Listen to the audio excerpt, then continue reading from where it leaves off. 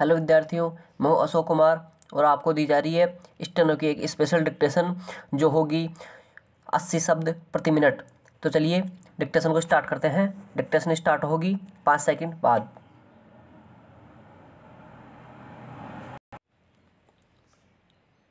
Start. जब भी परीक्षा के तनाव के बारे में चर्चा होती है तो एक साथ कई विचार तेज आंधी की तरह जहन में गुजरते चले जाते हैं। एक विचित्र सा डर, भ्रम, परेशानी, अफरा तफरी, दुविधा, उदासी, चिड़चिड़ापन और न जाने कितनी मानसिक और भावनात्मक अवस्थाओं को अपने में समेटे हुए परीक्षा का तनाव विद्यार्थियों के जीवन के लिए किसी दुस्वप्न से कम डरावना नहीं होता है। दुनिया भर में मनोविश्लेषक और शिक्षाविद परीक्षा के तनाव के समाधान के लिए कई प्रकार के सुझाव और तौर तरीकों की अनुशंसा करते आ रहे हैं। कोई अपने अनुभव के आधार पर परीक्षा के तनाव के शमन के उपाय बताता है तो कोई अपनी किताबी ज्ञान के आधार पर तरकीब। लेकिन प्रश्न है कि आखिर एक विद्यार्थी परीक्षा के तनाव का शिकार होता ही क्यों है।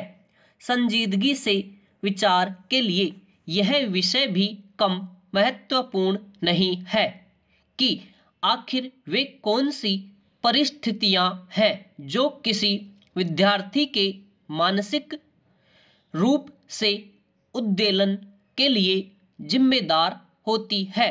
पैरा 1990 के आर्थिक सुधारों के बाद संक्रमण काल में, जबकि पूरी दुनिया उदारवाद और भूमंडलीकरण के परिवर्तन के दौर से गुजर रही है, तो इस सच को झुठलाना आसान नहीं होगा कि इसके कारण मानव जीवन में सोचने के ढंग और जीवन शैली में भी बेशुमार अप्रत्याशित तब्दीलियां आई हैं।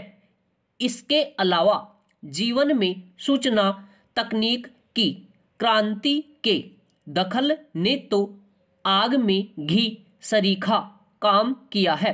सोशल नेटवर्किंग वेबसाइटों के विभिन्न उपादानों के रूप में फेसबुक, व्हाट्सएप, इंस्टाग्राम, ट्विटर और कई अनेक चमत्कारी और मन लुभावन खोजों से जीवन के संस्कार, मानवीय मूल्य और नैतिक मर्यादाएं भी अछूते नहीं रह पाए हैं।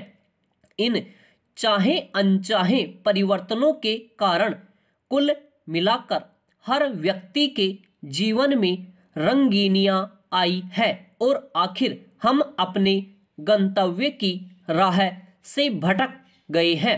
इतना ही नहीं, उत्प्रेरक के रूप में कार्य कर रही सोशल नेटवर्किंग वेबसाइटों की जादुई दुनिया से एक किशोर विद्यार्थी जीवन भी महफूज नहीं रह पाया है और नतीजतन उसके मन में अजीबोगरीब भटकाव आया है।